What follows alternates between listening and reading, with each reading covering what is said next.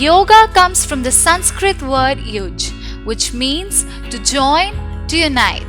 In the modern world, yoga is often confused with the physical exercise, the asanas. But eventually, yoga, however, is a philosophy, and the asanas were described and integrated into the school of yoga later in time only. According to Yoga Sutra of Patanjali, yoga is a discipline which requires control and in turn acquaints us with self-discipline. I was traveling all over the India, so I met many enlightened masters. That is the most popular Patabi Joyce, who was teaching Ashtanga Yoga, very physical, and the other in Pune, Sri V.K.S. Iyengarji, is really amazing. He inspired me a lot. He is teaching using the props, a therapeutic yoga. He was a master, genius in yoga. Now I am teaching therapeutic yoga in Dharamsala.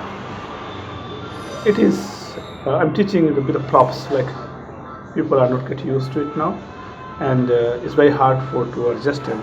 So we are using like props a lot: belt, block, blanket, poster, chairs, stools, hanging ropes. So just bring the elasticity, flexibility in the body, so then mind can get rid from all the tension, and they can enjoy the yoga. Yoga is a path leading to our freedom, self-realization and liberation. In other scriptures, yoga is also described as a process of separation, Atman from non-Atman and real from non-real. Stone carvings depicting figures in yoga postures have been found in archaeological sites in the Indus Valley dating back to 5,000 years or more.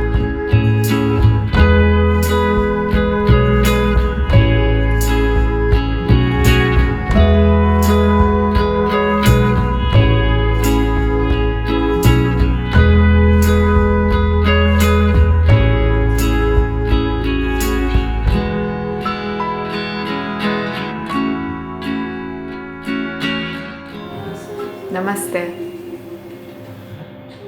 I'm Aliyah Galim, internationally certified yoga instructor. I have started my path in yoga about 10 years ago, introduced by my aunt in Kazakhstan, where I'm originally from. And from the first class I took, I realized this is something I want to do at least for a long time, and I want to pursue this and understand it fully, which brought me to another step of going to India and get my first certified program. So after 5 years I decided to go. I traveled with my daughter. We went to North India, to McLeodganj. And this area is just, it's magical. It has so much to give in terms of people that come there. They're so various, so amazing from all over the world. And techniques and practices and schools and styles of yoga that are offered there. Anyone can find something for their heart and soul. And interesting that this place not only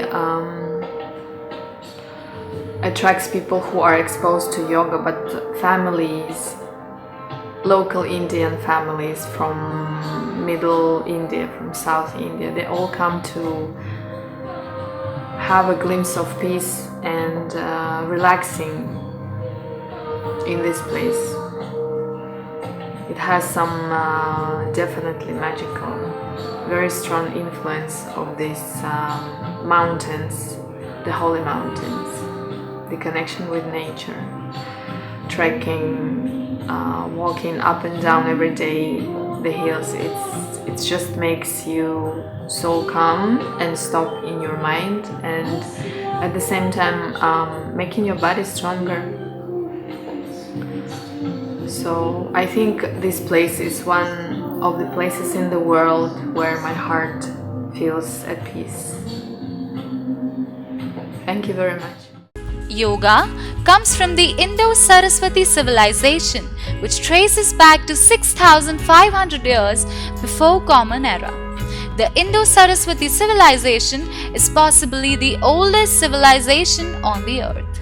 Yoga became popular among the Ganga River and in places like Kashi and Rishikesh. There is a common conception that yoga is rooted in Hinduism. On the contrary, the religious structures of Hinduism evolved much later and incorporated only some of the practices of yoga. My experience of the teaching yoga, it is really wonderful. I had found it that this world needs people who can give the right message, who can deliver the right knowledge of the yoga. I'm not that much mature, I'm still learning and practicing.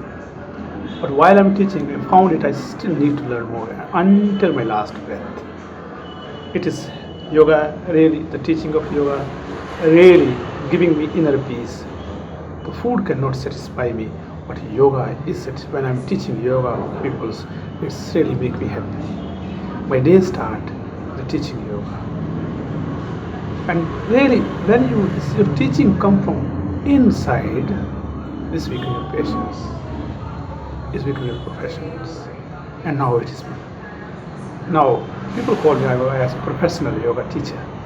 The tradition of yoga has always been passed on individually from teacher or guru to student through oral teaching and practical demonstration.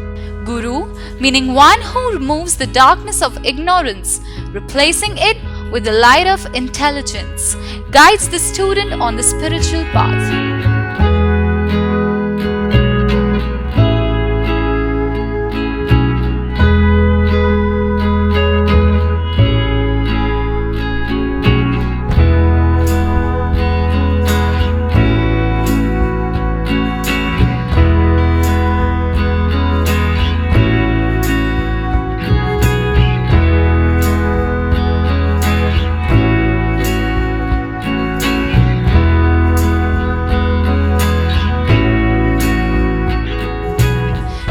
earliest texts to do with yoga were compiled by the scholar named Patanjali, who set down the most prevalent yoga.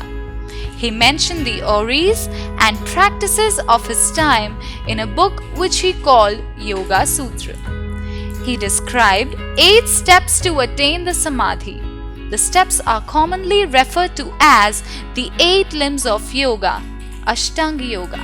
Asht means 8, Ang means limbs, and this is what is generally referred to as the modern classical yoga. I suggest everyone to practice yoga daily in 1 hour in their daily life. Because of your body, if it is healed, the mind is automatically healed. Body is a tool to control the mind.